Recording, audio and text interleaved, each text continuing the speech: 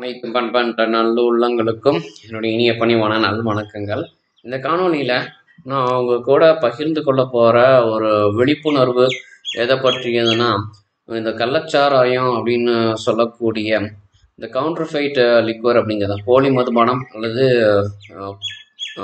கள்ளச்சாராயம் அப்படின்னு சொல்லக்கூடியது தான். இந்த கள்ளச்சாராயங்கிறது நம்ம பல ஆண்டுகளாக நடைமுறையில் அதை செயல்படுத்திக்கிட்டு தான் வராங்க. அது குறிப்பாக திமுக ஆட்சியில் மட்டும்தான், திமுக கட்சி ஆட்சியில் மட்டும்தான் இந்த கள்ளச்சாராயமே இப்போ வந்துக்கிட்டு இருக்குது.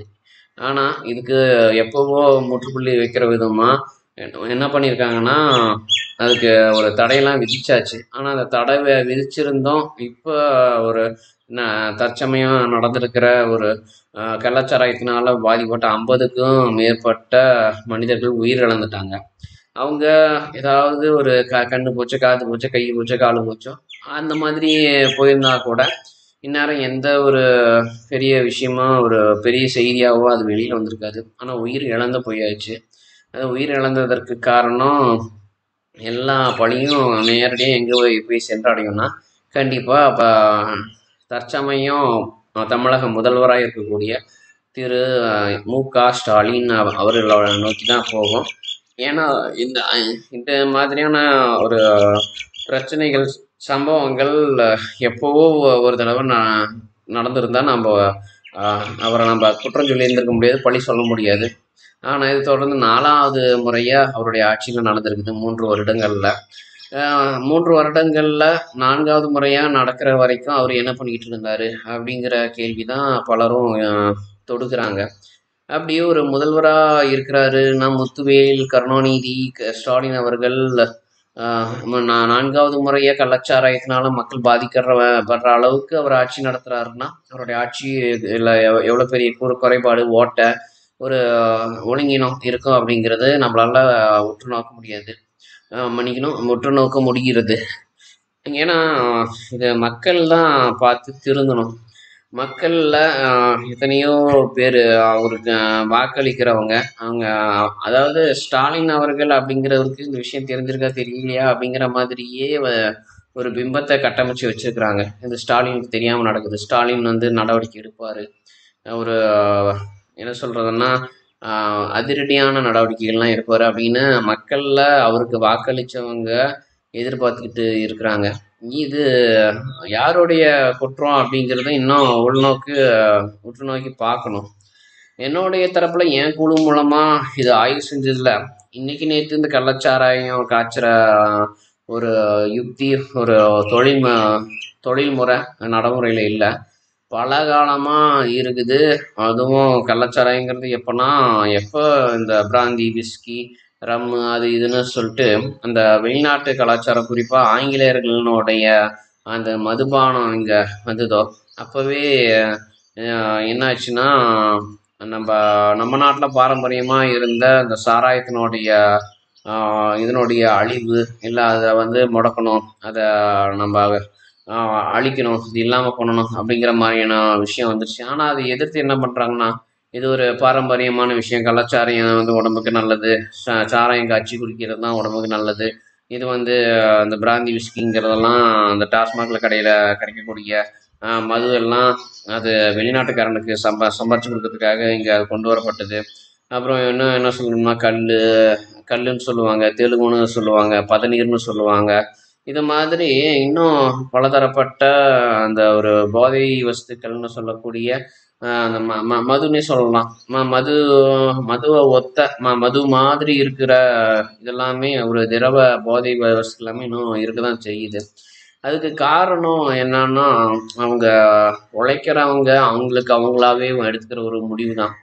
அவங்களுடைய முன்னோர்கள் அவங்களுக்கு கொடுத்த அந்த உடலில் இருக்கக்கூடிய அந்த ஒரு மரபணம் தொடர்ந்து என்ன பண்ணுதுன்னா, அந்த ஒரு போதையை ஏற்றிக்கிட்டே இருக்கணும் அப்படிங்கிற மாதிரி தான் அவங்களுக்கும் உங்களுக்குள்ள இருந்து தூண்டிக்கிட்டே இருக்குது. இது நம்ம ஏற்கனவே போதை சம்மந்தமான இதில் காணொலிகள்லாம் பார்த்தாச்சு. ஆனால் அப்படி இருந்தும் என்னென்னா, மக்கள் மத்தியில் விழிப்புணர்வு ஏற்படலை. மக்களுக்கு என்னென்னா, அவங்களுக்கு நல்ல ஒரு ஆரோக்கியமான உணவுப் பொருட்களை உட்கொண்டு உடல் ஆரோக்கியத்தை மேம்படுத்தி வச்சுக்கணும் அப்படிங்கிறதுல ஒரு என்ன சொல்றதுன்னா ஆர்வம் இல்லை, ஆர்வம் மிக மிக குறைவா இருக்குது. ஆனா என்னன்னா, இது தொடர்ந்து நடந்து கொண்டே இருக்குது. தொடர்ந்து மாதிரி போதை இதனால வஸ்துக்கள்னால பாதிக்கப்பட்டு வயதான காலத்துலலாம் கை கால்கள்லாம் தொங்கி போய் படுத்த படுக்கையாகி கஷ்டப்பட்டுட்டு இருக்கிறவங்களும் இருக்கிறாங்க. அது மூலமா இந்த கருணை கொலைகள்லாம் வந்து அங்கங்கே நடந்துட்டு தான் இன்னமும் இருக்குது. இப்படி மக்கள் இருக்கிறதுக்கான காரணம் என்னன்னா, அவங்களுக்கு போதிய விழிப்புணர்வு இல்லை. நம்ம சாப்பிட்ற உணவுப் பொருட்கள்லேயே வந்து பார்த்துட்டோம்னா, இந்த பூண்டு வெங்காயம் கூட போதை வஸ்துக்கள் தான். அதுக்கும் நான் காணொளியில் நான் ஏற்கனவே பதிவிட்டிருக்கேன். அதனுடைய லிங்க் கூட நான் உங்களுக்கு டிஸ்கிரிப்ஷனில் நான் பதிவிடுறேன். பார்க்காதவங்க போய் பாருங்கள். என்னென்ன நம்ம போதை வஸ்துக்கள் நம்மளை வந்து போதையோடைய அடுத்தடுத்த நிலைமைக்கு கொண்டு போகும், இதோட இன்னும் அதிகமாக போதை தேவை, இதோட இன்னும் அதிகமாக போதை தேவை அப்படிங்கிறது பார்த்துட்டோம்னா, அடிப்படையாக நம்ம சாப்பிட்ற இந்த பூண்டு வெங்காயம், டீ, காபி அப்படிங்கிறது தான். பூண்டு வெங்காயம் நம்ம சமையலில் போட்டு சாப்பிட்றோம். அதுவுமே வந்து ஒரு போதைப் பொருள் தான். அந்த போதைப் பொருள் நம்ம உடம்புக்குள்ள போய் என்ன பண்ணணும்னா, இதை விட இன்னும் ஒரு மேம்பட்ட ஒரு போதை வஸ்து வேணும், இதை விட நம்ம மேம்பட்ட ஒரு போதைப் பொருள் வேணும் அப்படிங்கிறது தூண்டிக்கிட்டே தான் இருக்கும். அடுத்தது டீ, காபி. டீ, காபி நம்ம இதில் பூண்டு வெங்காயம் அப்படிங்கிறதையே நம்ம அதை அடிப்படையாக வச்சே வந்து அடுத்தடுத்து சொல்லலாம். டீ, காபி, பிஸ்கட்டு, இல்லை பேக்கரியில் நம்ம விற்கிற bread, bun butter jam, cream bun, அப்புறம் இன்னும் என்னென்ன வகைகள் அந்த பேக்கரின்னு சொல்லக்கூடிய அடுமனைங்கிற ஒரு கடைகளில் நமக்கு கிடைக்குதோ அது எல்லாத்தையும் நம்ம குறிப்பிடலாம். அதுக்கு காரணம் என்னென்னா, ஈஸ்ட் அப்படின்னு சொல்லக்கூடிய ஒரு பூஞ்சை அதில் கலந்து நம்ம அதை தயாரிக்கிறதுனால இந்த பூஞ்சை என்ன பண்ணுதுன்னு பார்த்துட்டோம்னா, பூஞ்சை இயற்கையாகவே சூரிய ஒளியில் வந்து நிற்காது. சூரிய ஒளியில் நின்றுச்சுன்னா என்ன ஆகும்னா, அது ஒரு வெண்மை நிறத்தில் இருக்குதோ அல்லது பச்சை நிறத்தில் இருக்குதோ அல்லது அந்த பாசி அல்லது பூஞ்சைங்கிறது எந்தெந்த நிறத்தில் இருக்குதோ அந்த நிறமெல்லாம் இதாகி அழிஞ்சு போய் இறுதியில் கருப்பு நிறமாக ஆகி தான் அந்த அழிஞ்சு மண்ணில் அப்படியே மக்கும். அப்படி அந்த பூஞ்சை அந்த வெயிலில் படாத இடங்கள்ல நம்ம வச்சு வளர்க்குறதுனால என்ன ஆகும்னா, அது தன்னைத்தானே பெருகிட்டே தான் கொண்டு போகும். இந்த பூஞ்சை நம்ம உடம்புல இருக்கிற வரைக்கும் அந்த பூஞ்சையினும் அந்த பூஞ்சை நம்மளுடைய சிந்தனையவே நம்மளைய மாற்றி அது என்ன பண்ணுதுன்னா, அதனுடைய விருப்பத்துக்கு தகுந்த மாதிரி இனப்பெருக்கம் பண்ணிக்கிறதுக்கு நம்ம உடம்புல இருந்து என்னென்ன பண்ணுங்கிறது எல்லாமே பார்த்துட்டோம்னா தேநீர் இடைவெளியிலெல்லாம் சொல்லியிருக்கிறாங்க. அதை நீங்கள் பார்க்காதவங்க தேநீர் இடைவெளியில் இருக்கிற காணொலியிலெல்லாம் அதில் போய் பாருங்கள். அதுலேயே ஸ்ட்ரீட் லைட்டு அப்புறம் இன்னும் பல நாட்டு நடப்பு இந்த மாதிரி பல பிரிவுகளாக பிரிச்சிருக்கிறாங்க. அதுலேயும் நல்ல நல்ல விஷயங்கள்லாம் சொல்கிறாங்க.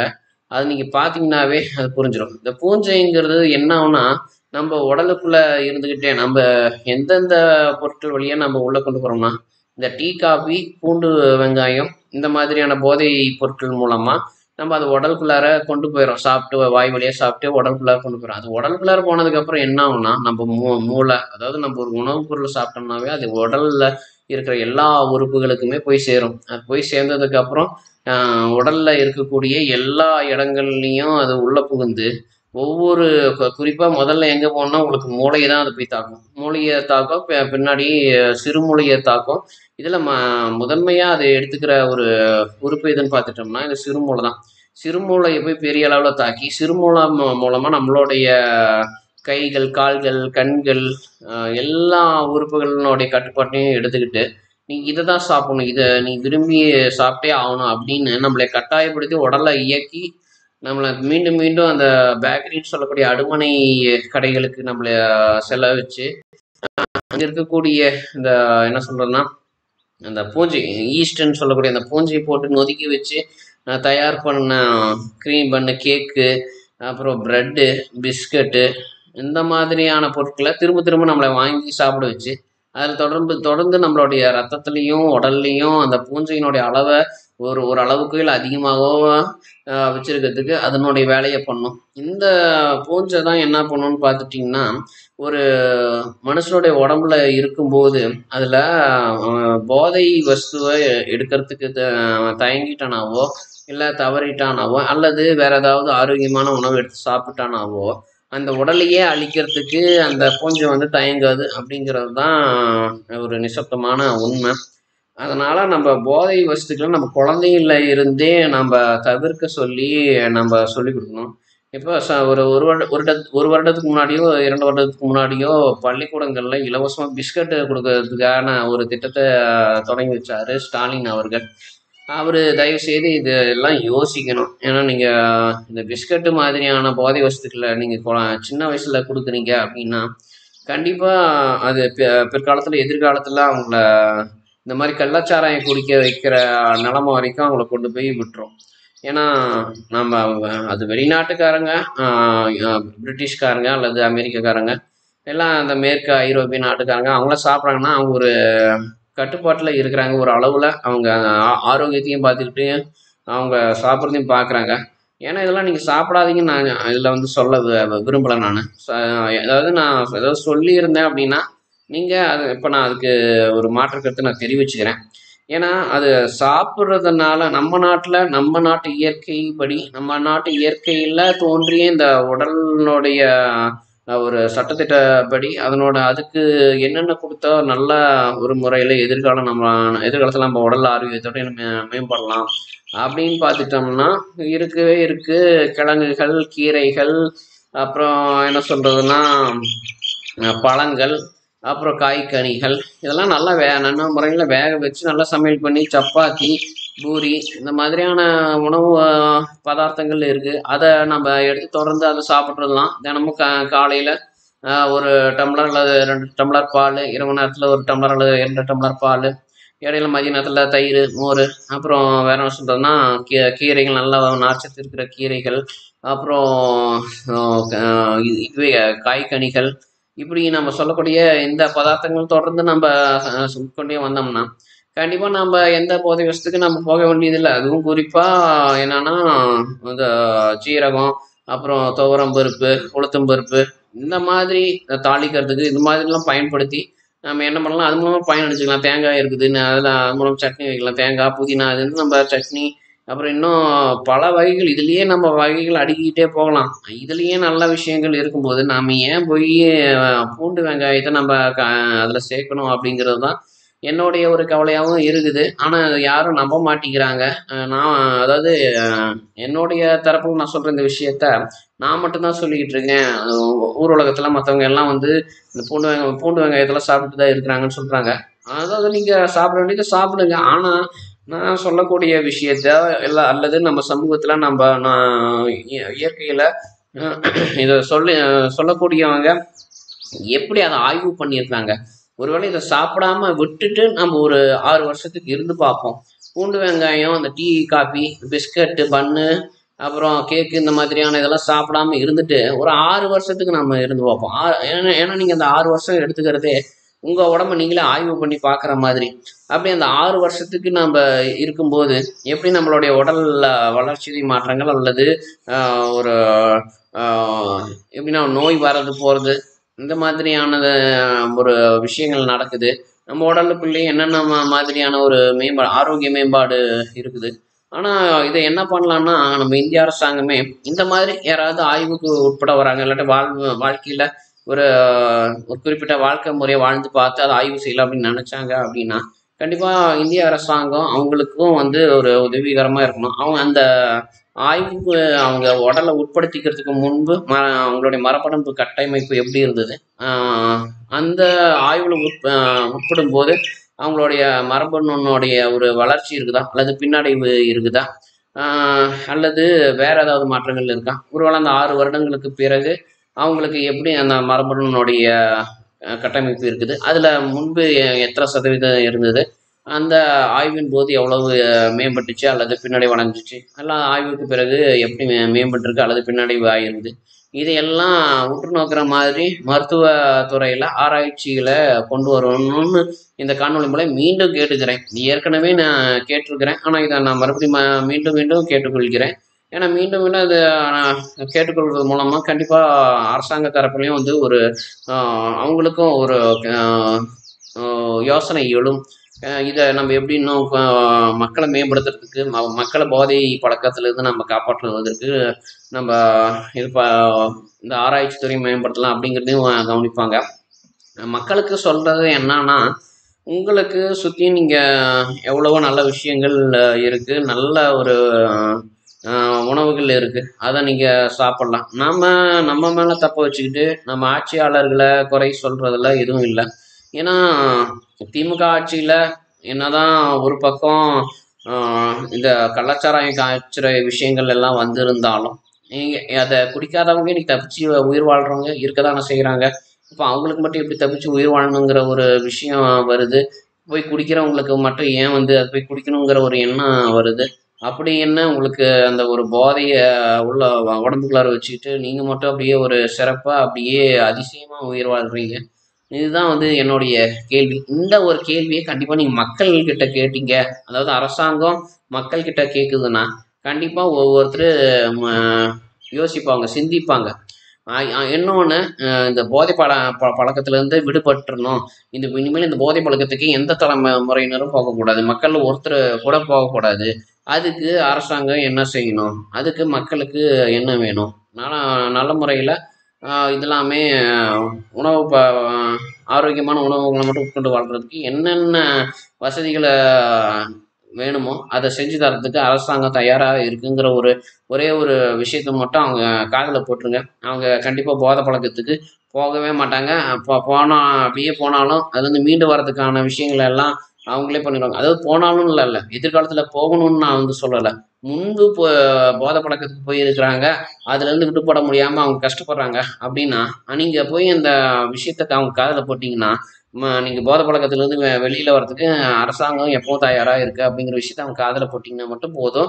அவங்க தானா யோசிக்க ஆரம்பிச்சுருவாங்க. எனக்கு இந்த வழியில நான் போய் போதையில சிக்கிக்கிட்டேன், மாட்டிக்கிட்டேன், என்னைய காப்பாத்துங்க அப்படின்னு சொல்லி அவங்களே நம்ம அரசாங்கத்தை நாடி வருவாங்க. பிற்காலத்துல இந்த போதை பழக்கம், இந்த கள்ளச்சாராயம், அப்புறம் இன்னும் பலதரப்பட்ட போதை பழக்கங்கள் நம்ம நாட்டை வந்து நாட்டினுடைய கதவை தட்டி தட்டி தட்டி தட்டி எத்தனை முறை தட்டி அதை போதைப் பொருளை கொடுக்குறேன்னு சொன்னாலும் எங்களுக்கு எதுவுமே வேண்டாம் அப்படின்னு சொல்லி அரசாங்கத்துக்கிட்ட அவங்கள தூக்கி ஒப்படைக்கிற வேலையை மக்களே பார்த்துக்குவாங்க.